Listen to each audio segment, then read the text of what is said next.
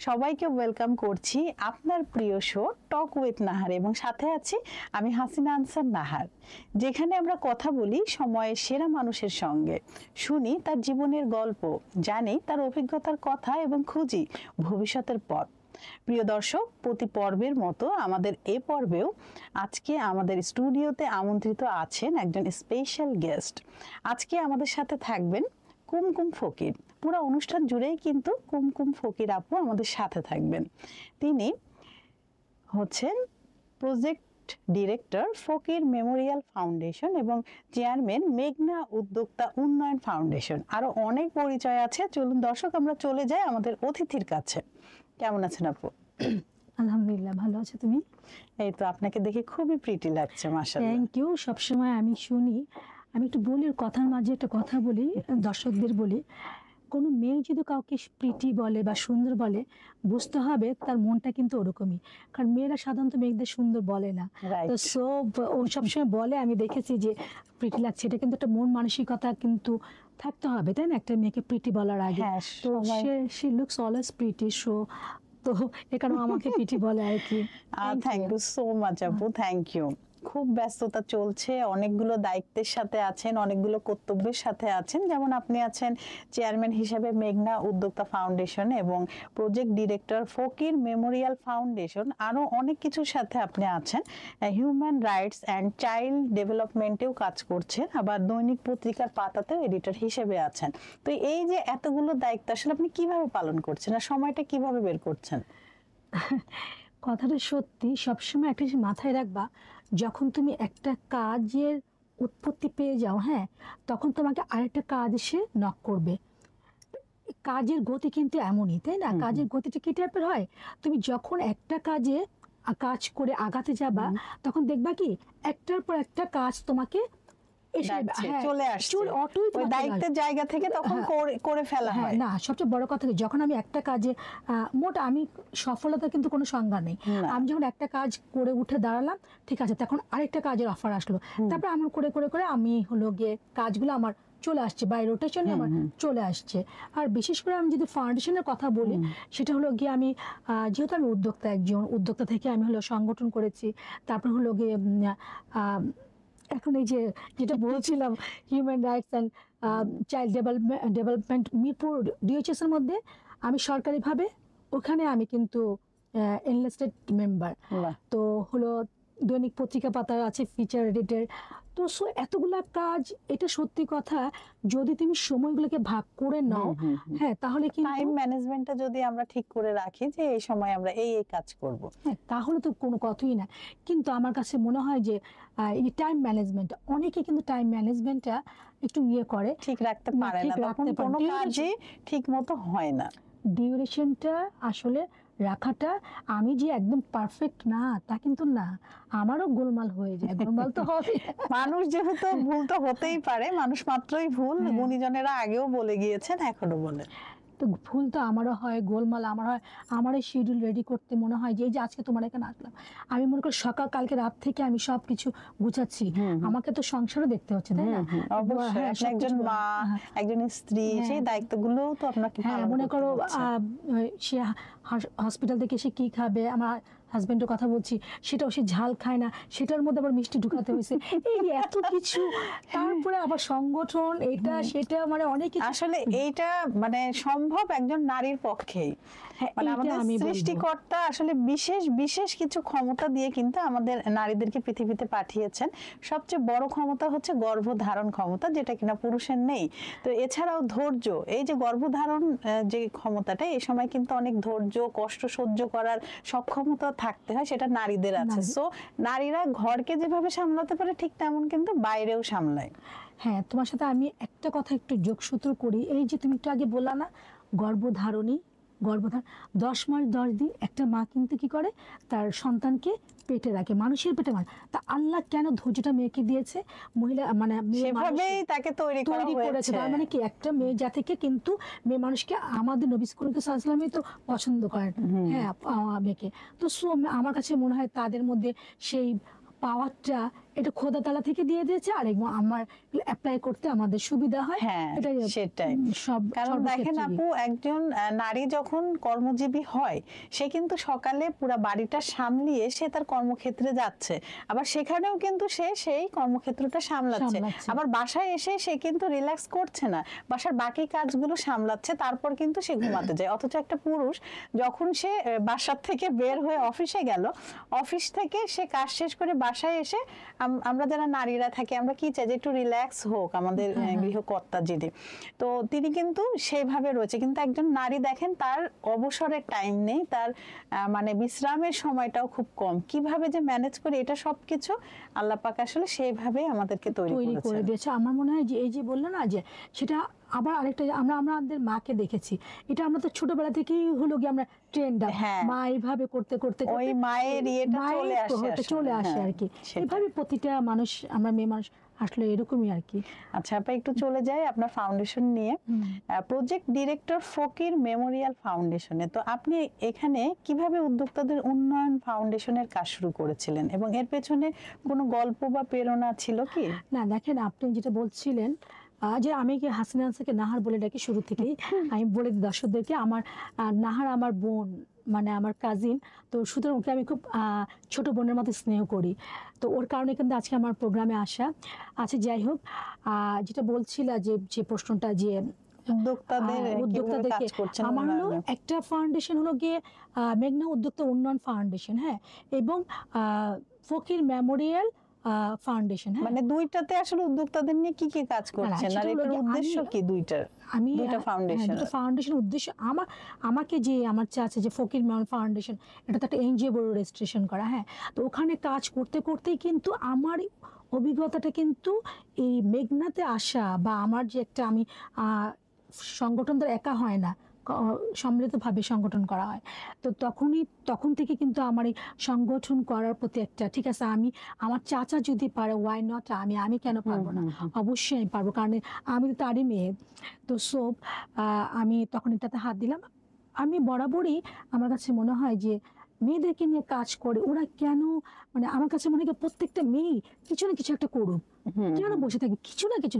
তুমি যদি একটা পান দোকান নিয়েও বসো, তারপর তুমি কাজ করো, হ্যাঁ কিছুটা করো, তুমি সংসারে কাজ করার পর দেন তুমি ওগুলা কাজ করো।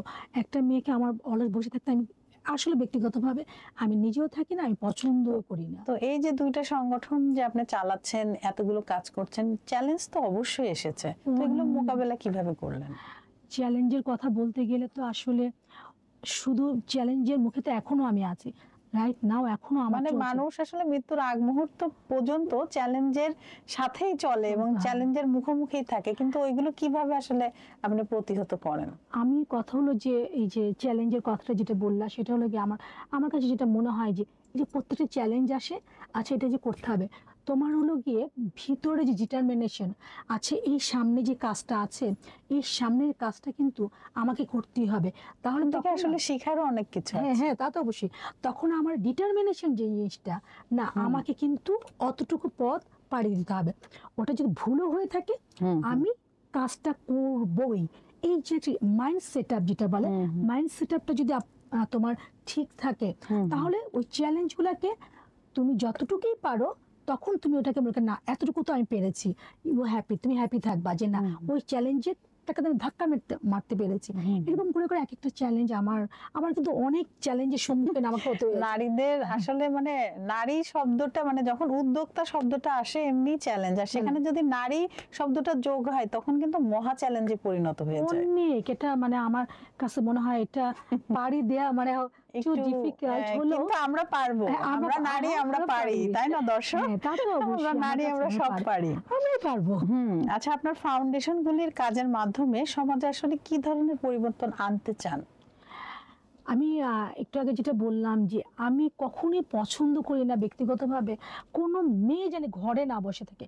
তোমার যতটুকুই তোমার কোয়ালিটি আছে, তুমি যতটুকু ক্যাপেবল, তুমি পারবা, অবশ্যই তুমি পারবা, পারতে তোমাকে হবেই। আমি কোনো মেয়েকে আমি পছন্দ করি না ঘরে বসে থাকি। সংসার করার পর অবসর সময় যে যতটুকু সময় তুমি আছে সন্তান লালন পালন করার পর ওই সময়টা তুমি 2টা টাকা হলে তুমি ইনকাম করো। এই যে মানুষ মেয়েদেরকে উদ্বুদ্ধ করা, এটা কিন্তু আমি মানে মন থেকে চেষ্টা করি। আমি 2টা ফাউন্ডেশনের জন্য যে কাজ করি, এটা আমার একই তো আমার কাজের এটা তো নিয়ম তো আমার একই। ওইসব উদ্যোক্তাদেরকে নিয়ে কাজ করি। আমি কিন্তু রুট লেভেল থেকে কাজটা শুরু করছি।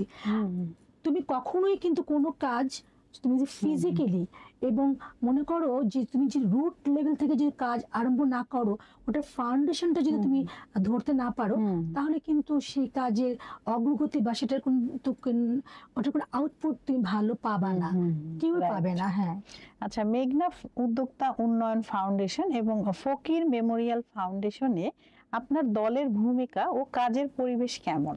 মানে নারীরা কি আসলে নিরাপদ? কতটুকু? না, না, কি কি সাপোর্ট আছে আপনার 2টা ফাউন্ডেশনে? আমি অন্য ফাউন্ডেশনের কথা বলছি আমি না। একটা কথা বলছি, আমার 2টা ফাউন্ডেশনের কথা বলছি। সেটা হলো কি, ওটাতেও আমার চাচা ডক্টর গোলাম ফকির মেমোরিয়াল ফাউন্ডেশন যেখানে প্রজেক্ট ডিরেক্টর হিসেবে কাজ করছি, সেটা আমার চাচা ডক্টর গোলাম সামদানি ফকির আমার চাচার। তো আর আমার যেটা কথা বলছি 2টা একই রকম। তো সেটা হলো গিয়ে আমরা যেমন একটা মেয়ে যখন আমি মিটিং করি, আমি বলি যখন আমি রাত্রেবেলা মিটিং করি, মিটিংটা করতে করতে রাত হয়ে গেল, তখন আমার কাছে মনে হয় এই যে মেয়েগুলো আমার যাতায়াতের যে ব্যবস্থাটা, সেইটা কিন্তু আমি সেই সিকিউরিটিটা কিন্তু আমি ওদেরকে দিই। চমৎকার। এই জিনিসটা কিন্তু আমি সবসময় মাথায় রেখে, আল্লাহ নয়টা বাজ আছে, এই মেয়েটা এত দূর থেকে আসছে, ও কিভাবে যাবে, এই যে একটা মাথায় কাজ করতে থাকে। অনেক সময় দেখা যায় কি আমার এই জিনিসটা দেখতে গিয়ে আমি মানে আমার মিটিং এও কিন্তু কি হয়, আমার চিন্তা থাকে তো মানে অন্যরকম হয় সময়টা একটু। মানে আমার কাছে মনে হয় মেয়েরা যে এখনই যে একদম পুরাটাই যে অনেক বেশি সিকিউর তা কিন্তু না, তা তো অবশ্যই। দর্শক, এরকম যদি প্রতিটা প্রতিষ্ঠানে এবং যারা হচ্ছে বিভিন্ন হোটেল রেস্টুরেন্ট অথবা 5 স্টার হোটেল কাজ করেন যেখানে নারীরা থাকেন, আমার মনে হয় কি প্রতিটা প্রতিষ্ঠান থেকে যদি নারীর যাতায়াতের নিরাপত্তাটা দেয়, তাহলে কিন্তু আমাদের দেশের আমাদের যে অভিভাবকরা আছেন তারা কিন্তু তখন নারীকে না করবে না যে তুমি ওইখানে জবটা করো না। কারণ এই যাতায়াত ব্যবস্থার যে একটা সুরক্ষা, এইটা যদি দেয়া যায়, মানে আমরা চিন্তা করি, অভিভাবক যারা থাকেন তারা বেশি চিন্তা করেন যাতায়াতটা নিয়ে। কারণ নারী আসলে নিরাপদ কিনা যে কোনো দেশেই, এই যে রাতে আসবে সেখান থেকে সে কিভাবে আসতেছে, সে কি একা আসবে নাকি কে নিয়ে আসবে, তো এই বিষয়টা যদি নিশ্চিত করা যায় তখন কিন্তু অনেক নারী কর্মজীবী হবে, কোনো বাধাই আর ফ্যামিলি তখন দিবে না। তো এই বিষয়টা আপনারা একটু সবাই দৃষ্টিতে নিবেন। ঠিক বলেছি না আপা? কারণ প্রতিটা সংগঠনে, কারণ আপনিও দেখেন নারীর নিরাপত্তার জন্য কিন্তু কাজ করছেন, তখন কি হবে, আপনি এই যে তাদেরকে যাতায়াতের ব্যবস্থাটা দিচ্ছেন, তার ফ্যামিলি কিন্তু বলবে কি না সেখানে তো তুমি সুরক্ষিত, কারণ তারা সুন্দরভাবে তোমাকে বাসায় দিয়ে গিয়েছে, ঠিক আছে তুমি যাও। পরবর্তীতে ডাকলেও কিন্তু যতই দেরি হোক তারা যেতে দিবে আপনার সংগঠনে। আপনার কর্মীরা কিন্তু একটা আপনার কাছ থেকে মানে নির্ভর আস্থার জায়গাটা কিন্তু পেল। এটা অনেক ইম্পর্টেন্ট একটা বিষয়। আমি কিন্তু সবসময় খেয়াল করি, কারণ আমার কাছে মনে হয় একটা মেয়ে রাস্তা বের হলে কত রকম হ্যারাসমেন্টের শিকার হয়, কারণ এটা নিয়ে কাজ করি। হ্যাঁ, অবশ্যই। আপনার প্রজেক্টগুলোর মধ্যে কোনো বিশেষ উদ্যোগ যা আপনি খুব গর্বিত, এরকম আছে? আসলে মানে প্রজেক্টগুলো বিশেষ উদ্যোগ যেটা আমি গর্বিত বলতে না, আমি কখনোই কোনো কাজকে, আমার কাছে মনে হয় কি আমি যখন কাজ করি সত্যিকার অর্থে আমি বলি, আমার কাছে মনে হয় ওই কাজটার মধ্যে আমার ল্যাকিং আছে, ওই কাজটা করলে ওই কাজটার মধ্যে ল্যাকিং আছে। আমি নিজেকে মানে পরিপূর্ণভাবে আপনি মানে সন্তুষ্ট হতে পারছেন না, আমি কখনোই মানে আরো করতে চান, মানে আরো পারফেক্ট হবে। Right right right. আমার আসলে পারফেকশনটা জিনিসটা নিয়ে আমি খুব কনফিউজ থাকি, আমার কাছে মনে ওই জায়গাটা আমার ভুল হয়, ওই জায়গাটা ভুল হয়। কাজ প্রেমী থাকে, কাজ পাগল থাকে, তারা কিন্তু এরকমই আপনার মতো, মানে আরো করতে হবে, আরো বেটার, এই কাজের থেকে আরো বেটার। আমি কিন্তু আসলে কোন একটা কাজ করলাম, আল্লাহ এটা তো ওই জায়গাটা ভুল করলাম, কেন হলো এরকম, মানে এই যে একটা মানে পারফেকশন, আমি মনে করি আমি নিজেই পারফেকশন না, তাহলে কিভাবে কাজ করবো, আমি মেয়েদেরকে কি শেখাবো? Human rights and child development আসলে কি কাজ করছে, আর এখানে আপনার কাজ কি বা কি দায়িত্বে আপনি আছেন? এটা একটা বলেছেন একটু আগেও, আর একটু যদি বলতেন। সেটা human rights and child development, এটা একটা আমি মিরপুর ডিএইচএস এর মধ্যে সরকারিভাবে, কিন্তু আমার প্রত্যেকটা কাজই কিন্তু সরকারিভাবে তো রিলেটেড। তো সো এখানে এই যে ঘুরে ফিরে কিন্তু সেই নারী, হ্যাঁ শিশু বাচ্চা, হ্যাঁ, তো ওইখানের আমি যে মিরপুর ডিওএইচএস এর যে ওই এলাকাটার মধ্যে ওখানে যত নারী শিশু আছে আমার কাছে আসলে ওখানের যে সাপোর্টটা, সম্পূর্ণ সাপোর্ট আমি দিই। সম্পূর্ণ সাপোর্ট ওরা আমাকে ফোন করবে এবং আমার কাছে আসতে হবে, আমার কাছে আসতে হবে এবং এবং কি কি করা না লাগবে এটা সরকারি যেহেতু এটা আমাকে সেই ব্যবস্থাটা ওনারা করে দেন, আমি সেভাবে কাজ করি। কত মেয়ে কত রকম সমস্যার মধ্যে পড়ে, তাই না? মানে কত রকম হ্যারাসমেন্ট করে একটা বাচ্চা শিশু। আমি যদি বলি 16-17 বছরের একটা মেয়ে, তারও তো একটা কাজের দরকার আছে। মনে করেন সে মেয়েটা টিউশনি করতে যাচ্ছে, কিসের জন্য? হয়তো একটু ফাইন্যান্সিয়াল সাপোর্ট, তার নিজের একটা চাহিদা থাকতে পারে, ঠিক আছে, বাবা মাকে চাপ না দিয়ে আমি টিউশনি করতে যাই, ওই মেয়েটা কতখানি সিকিউর। এই যে একটা তখন পথে ঘাটে রাস্তা ইফটিজিং গুলো তো হয়, তো ওইগুলো সব আমি দেখাশোনা করি আর কি। আমার কাছে এরকম অনেক কেস আসে আর কি, যেটা মিরপুর ডিওএইচএস এর মধ্যে আমি সরকারি চমৎকার, খুবই হচ্ছে ভালো কাজের সাথে আপনি যুক্ত আছেন, সেবামূলক কাজ, মানবিক কাজ। দৈনিক পত্রিকার পাতায় যে ফিচার এডিটর হিসেবে আপনি আছেন, আসলে এখানে আপনার কি দায়িত্ব আছে? এখানে দায়িত্বটা কিন্তু অনেক বিশাল। হ্যাঁ, এই বিশাল দায়িত্ব পালন করতে গিয়ে আমি কিন্তু বারে বারেই বলছি যে কোনো কাজ তুমি করো না কেন, তোমার কাছে না যতক্ষণ পর্যন্ত তুমি নিজে স্যাটিসফ্যাকশন না হবে ততক্ষণ পর্যন্ত কিন্তু পারা যায় না। দেখেন দেখো ওখানে ওনাকেও কিন্তু আমার ইয়ে করতে হয় যে আচ্ছা কাজটা করলাম, কাজটা তো হলো না, আজকে করলাম তো কালকে করলাম না। না, আমি কিন্তু এরকম আই এম নট পারফেক্ট, আমি কিন্তু পারফেক্ট না, কারণ এতগুলো কাজ একসাথে করা খুব সম্ভব না এবং পারফেক্ট ওয়েতে করতে গিয়ে কিছু কিছু জায়গায় যে আমি ঢিলামি করি না তা না, একদম সত্যি দর্শক দেখবে, হাজার দর্শক দেখবে, হতে পারে আমি কিছু কিছু জায়গায় আসলে ইয়ে করে দিই যে না আসলে ওই জায়গাটা আমি একটু পজ দিয়ে একটা জায়গাটা ক্লিয়ার করে ওই পথটা খালি করে আবার ওই জায়গাটা ধরি। দৈনিক পত্রিকা পাতার সাথে আমার তো কত বছরের সম্পর্ক, হাসিনা আনসারও জানে, হ্যাঁ হাসিনা আনসার নিজেও আছে। তো আমার কাছে মনে এটা একটু জটিল, কারণ ওখানে বড় বড় ভিসি, তারপরে কলেজ ইউনিভার্সিটির টিচারদের সাথে আমার কথাবার্তা বলা লাগে, তাদের জীবন বৃত্তান্তগুলো ইয়ে করা লাগে, তো এটা তো সময় দিতে হয় অনেক, হ্যাঁ প্রচুর সময়। এবার চলে আসি আপনার সৃজনশীল কাজে, সেটা হচ্ছে আপনি তো 2টা বই বের করে ফেললেন, আপনার প্রকাশিত হয়ে গেল 2টা বই। তো একটি আপনার এককভাবে, একটি সম্মিলিতভাবে, দুটি কিন্তু কবিতার বই। হ্যাঁ, দুটি কবিতা। হ্যাঁ, তো আসলে এই সব কিছু করে মানে এত তো দায়িত্বে আপনি আছেন, এগুলো কমপ্লিট করে কখন আপনি আসলে এই কবিতাগুলো লিখছেন বা কিভাবে এটা সম্পূর্ণ হলো? আমি তো একটু চিন্তাই করছি, দর্শক এটা কিভাবে সম্ভব? এতগুলো দায়িত্ব পালন করার পরে এতগুলো দায়িত্ব তার কাঁধে আছে, সে চলছে, আবার তার মধ্যে উনি 2টা কবিতার বইও প্রকাশিত তার হয়ে গেল, একটি একক এবং একটি সম্মিলিত। তো সে বিষয়ে একটু জানতে চাই। এবং কবিতার বইটা কিন্তু দর্শক আমার হাতে আছে, খুবই সুন্দর নাম, আমার এলোমেলো কবিতাগুলো। এবং দেলোয়ারা ইব্রাহিম ফকির, মানে কুমকুম ফকির আপু লেখা। তো কুমকুম নামে তো হ্যাঁ আপু, আসলে আমি আপনার কণ্ঠ থেকে, মানে আপনার মুখ থেকে আপনারই লিখিত কবিতা একটু মানে শুনতে চাচ্ছিলাম আমাদের দর্শকের উদ্দেশ্যে। ঠিক আছে, তার আগে যে প্রশ্নটা করেছিল সেটা হলো কি, তুমি যদি আমাকে বলো সারাদিন লেখার জন্য, আমি কুমকুম ফকির লিখতেই থাকবো। তাই? হ্যাঁ, আমি কাজের টপিকটা কি ধরিয়ে দিতে হবে না নিজের থেকে? আমি লিখতেই থাকবো। এই যে এখানে আসলাম, তুমি কি জানো আমি বাসায় গিয়ে এই সম্পর্কে আমি লেখা আরম্ভ করবো। এটা একটা আপনার অভ্যাস, ছোটবেলা থেকে লেখালেখির অভ্যাস। এটা আমার অভ্যাস। আর বই পাবলিশ করবো এটা আমি কখনোই চিন্তা করি নাই। না, আমি কখনো আমি কি লিখি না লিখি, ওই পাঠক আমার বই পড়বে, ওই বই সেল হবে না, ওই চিন্তা করে কিন্তু আমি বই পাবলিশ করি নাই।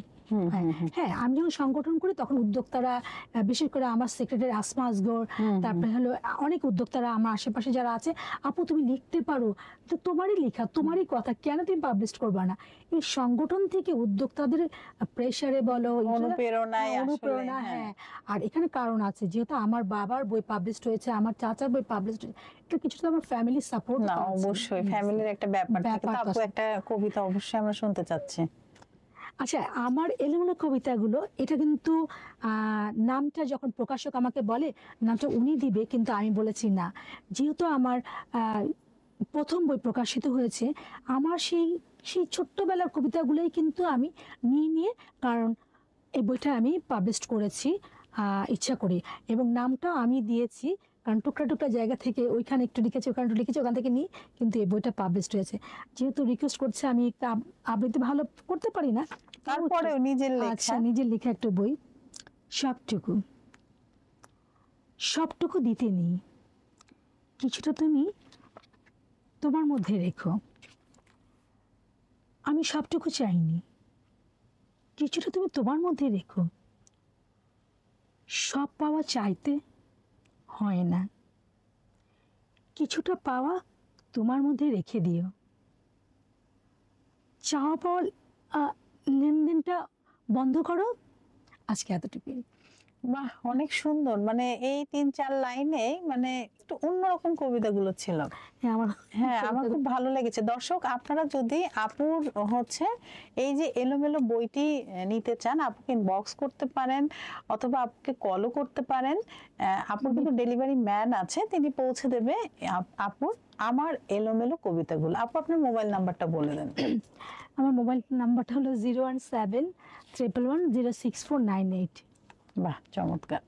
আপু, আমরা কিন্তু টক উইথ নাহারের হচ্ছে র্যাপিড ফায়ার ফান সেগমেন্টে চলে এসেছি। এখানে কিছুটা ফান থাকবে এবং উত্তরগুলো একটু শর্ট করে দিতে হবে। আপনি রেডি আছেন তো? বলো, যেটা পারবো না সেটা বন্ধ করে দেব। খুব ইজি। যে আপনার জীবনের সবচেয়ে বড় প্রেরণা কে? এক কথায়। সবচেয়ে আমার বাবা।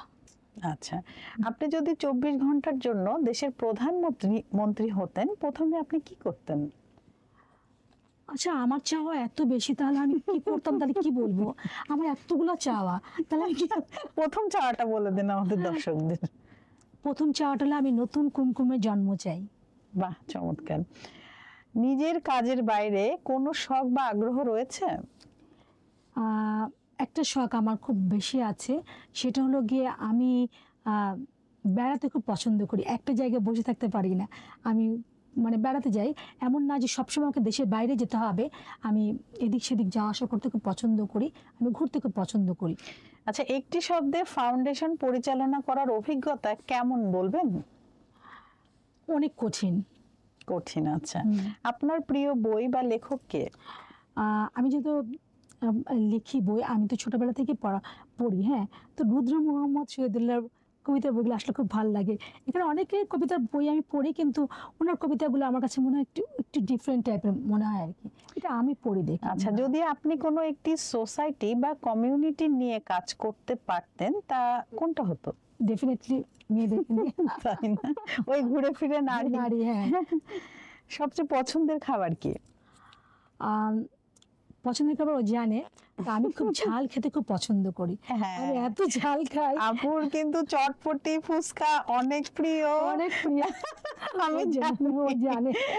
মানে কি, আমাদের একটা অনুষ্ঠানে বিরিয়ানি ছিল, অনেক রিচ ফুড ছিল, কিন্তু আপু ওই চটপটি আর ফুচকাই খাবে। আমি এত অবাক হয়েছিলাম যে আল্লাহ, আপু তো পুরো বেবিদের মতো, ওনার ওইটাই খেতে হবে, ওইগুলো খাবে না উনি। বলছে না, আমি ওইটাই খাবো না। তো আমার আসলে খুব মজা লেগেছিল সেদিন। আমার আসলে ঝাল একটু চটপটা খাবার আপনার পছন্দ, টক ঝাল মিষ্টি। হ্যাঁ, কোনো চ্যালেঞ্জ নিতে বা নতুন কিছু শুরু করতে হলে আপনি কিভাবে প্রস্তুতি নেন?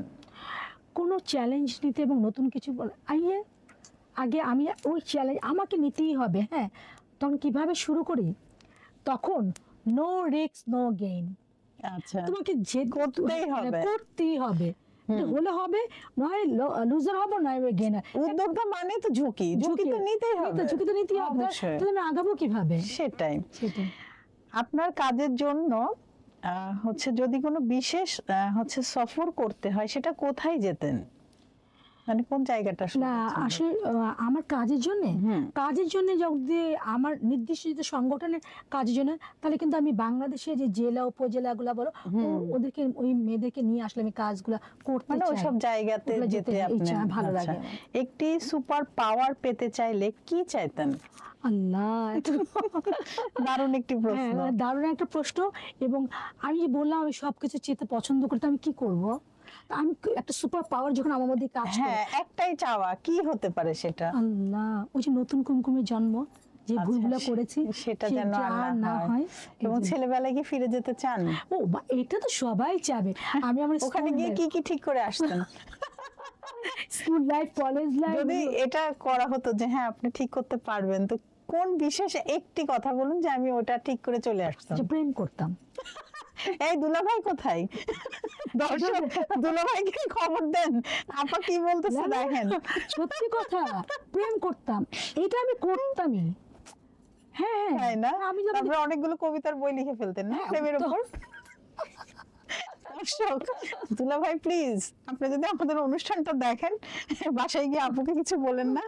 আপু পান করে তার মনের কথাটা বলেছে। সে কেন, দুলাভাই তো আমাকে 1 সেকেন্ডে দেখে পছন্দ করছে, তাই? 1 সেকেন্ডও দেখে নাই। ও 1 সেকেন্ডে দেখে আমাকে লাইন কেটে দিয়ে দুলাভাই পছন্দ করছে, তাহলে মানে জাস্ট দেখছে 1 সেকেন্ড দেখে বাস সে পরের দিনই তো ব্যাস। আমাকে হ্যাঁ হ্যাঁ। মানে প্রপোজাল। ও আচ্ছা, দুলা ভাইয়ের প্রেম কাহিনী এবং আপুর প্রেম কাহিনী আমরা আরেকদিন শুনবো, কারণ আমরা কিন্তু অনুষ্ঠানের একদম শেষ দিকে চলে এসেছি। আপনি আপনার মূল্যবান সময় থেকে সময় বের করে টক উইথ নাহারে এসেছেন, এবং আপনার এই যে ছোট ছোট স্বপ্ন, ছোট ছোট চাওয়া পাওয়া এবং আপনার জীবনের গল্প শুনে আসলে সত্যি মন থেকে মানে কি বলবো, এত ভালো লেগেছে। তো আপনার কেমন লাগলো আমাদের এই অনুষ্ঠানে এসে? অবশ্যই যখন কেউ আমাকে ডাকে, বিশেষ করে কেউ বিশেষ কিছু মানুষকে আমি পছন্দ করি, তার মধ্যে কেউ কিছু ডাকলে এর মধ্যে হাসিনা আনসার আছে, তো ওর কথা আমি কখনো ফেলতে পারি না। তো আর ওকে তো থ্যাঙ্কস দেওয়া উচিত, ও আমাকে ছাড়েই না। হ্যাঁ, তো 1 নম্বর। আর 21শে সংবাদ যে তাকে অবশ্যই আমি ধন্যবাদ জানাবো, এই যে একটা প্ল্যাটফর্ম তৈরি করে দিচ্ছে মেয়েদেরকে কথা বলার, এই যে একটা সুযোগ করে দিচ্ছে, এটা কিন্তু আসলে প্রত্যেকটা মেয়েদের দরকার। কারণ এটা কিন্তু প্রচার হবে। আমি আমার বিজনেসের কথা বলি আর সংগঠনের কথা বলি। আপু আপনাকে অনেক ধন্যবাদ, এবং নতুন কোনো আয়োজনে আপনার সাথে আবারও আমাদের দেখা হবে। ওকে, আল্লাহ হাফেজ। দর্শক আপনারা যারা এতক্ষণ আমাদের সাথে ছিলেন, আমাদের পাশে ছিলেন, আপনাদের সবাইকে অসংখ্য ধন্যবাদ সাথে থাকার জন্য এবং পাশে থাকার জন্য। আবারও নতুন কোনো অতিথিকে নিয়ে আপনাদের সবার মাঝে আমি হাসিনা আনসার নাহার উপস্থিত হব। ততক্ষণ পর্যন্ত আপনারা সবাই ভালো থাকুন, সুস্থ থাকুন এবং আমাদের সাথে থাকুন। আল্লাহ হাফেজ।